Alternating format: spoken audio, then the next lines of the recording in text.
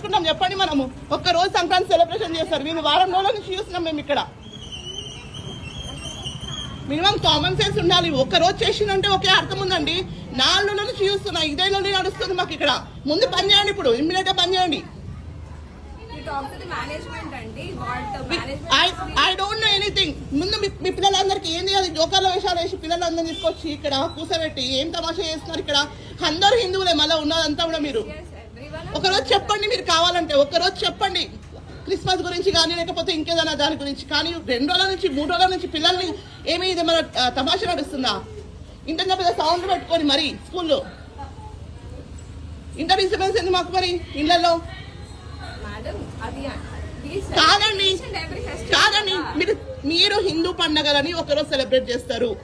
మీరు క్రిస్మస్ చూస్తున్న వారం రోజుల నుంచి మీరు పిల్లలతో ప్రాక్టీస్ చేయిస్తారు. స్మాల్ కిడ్స్ కే చెప్పాలండి మీరు.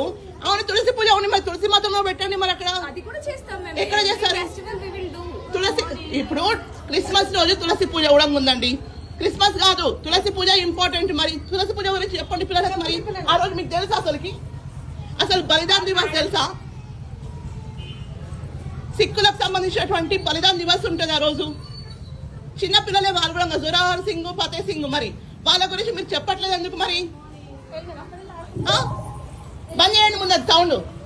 ఇంట్లో మాకు ఇంటికి సౌండ్ వినిపించిందండి మాత్రం వచ్చి మళ్ళీ ఇక్కడ స్కూల్ లేకుండా చేస్తారు. ఏదైతే సౌండ్ లోపల పెట్టుకొని చేయించుకోండి, లేకపోతే పిల్లలందరూ కూడా హాల్లో ఇచ్చి పంపించేసేయండి. తమాషా అయితే